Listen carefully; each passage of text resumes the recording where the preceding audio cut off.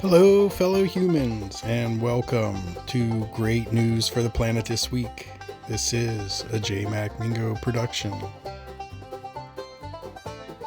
Welcome to episode 3 for the week of October 27th through November 2nd. Hey there, eco enthusiasts. Welcome back to Great News for the Planet this week, the show that proves the world isn't all doom and gloom.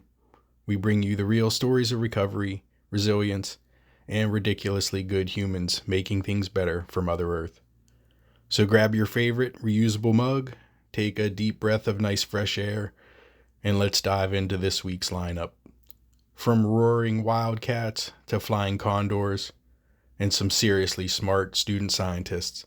Let's go make that planet proud. Story number 1, Humpback whale comeback. This week, Australia's east coast is practically singing, and not just from whale songs. Humpback populations have rebounded to pre-whaling numbers for the first time in over a century. That's roughly 50,000 of these ocean giants cruising past the coastline each year, thanks to decades of conservation laws, safer shipping routes, and cleaner waters. Communities have turned the annual migration into a celebration. In Hervey Bay, kids help naming returning whales, including local celebrity Nala, who showed up this year with a brand new calf. There are parades, educational events, and marine cleanups inspired by her story. Want to help keep the comeback going? Support ocean-friendly tourism, avoid single-use plastics, and remember, beach trash doesn't just disappear. It travels, sometimes straight into whale food.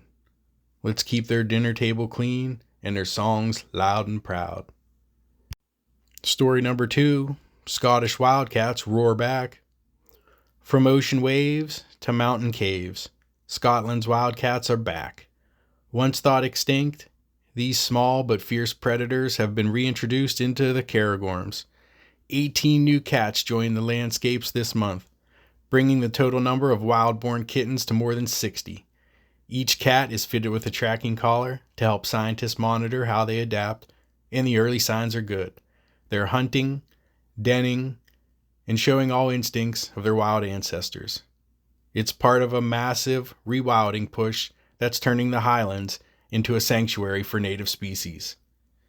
If you want to help the Wildcats roar a little louder, support rewilding organizations, or even plant native shrubs, because small prey needs safe cover, and that means wildcats do too. Turns out every bit of backyard wilderness helps. Story 3 takes us to the air as California condors reclaim the sky. Over on the other side of the world, the skies above California just got a little more epic. For the first time in 50 years, California condors, the largest flying birds in North America, are nesting in regions where they'd completely vanished.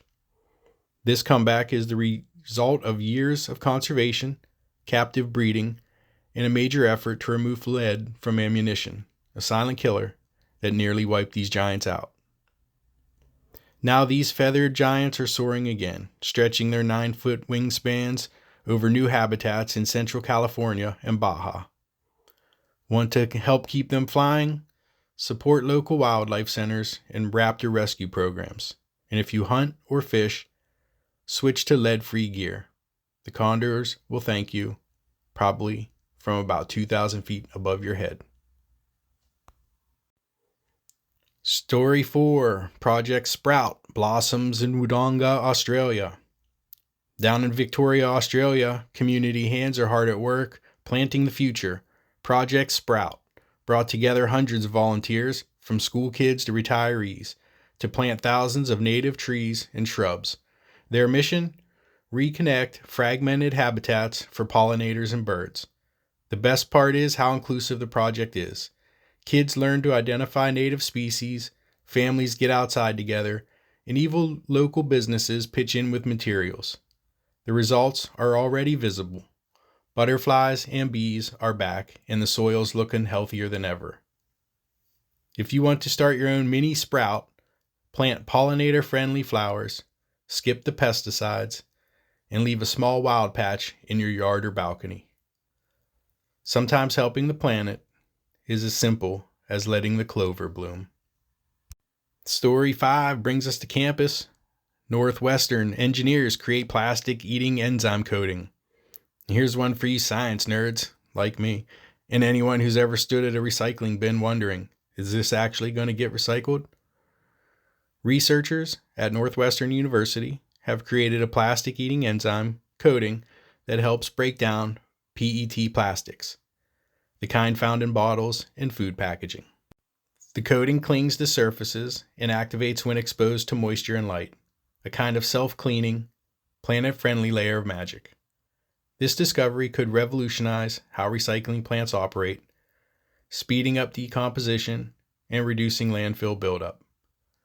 Early tests show plastic degradation happening within days, not decades.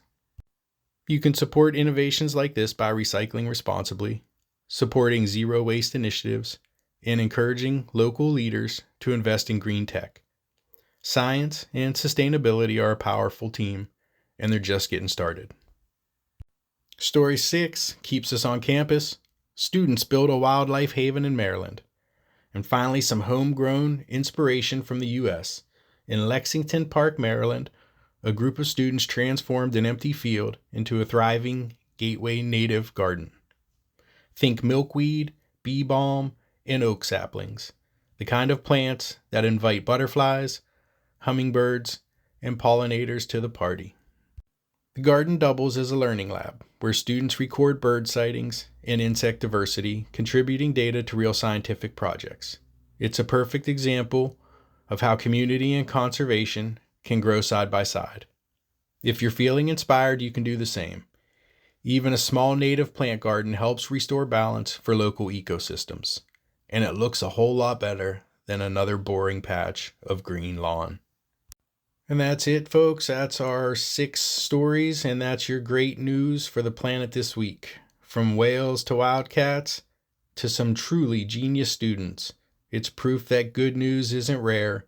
You just have to look for it. If you liked today's stories, give this video a thumbs up, share it with a friend, and maybe plant a tree while you're at it. Because remember, good news grows when it's talked about. We'll see you next week with more proof that the planet's still got plenty to smile about.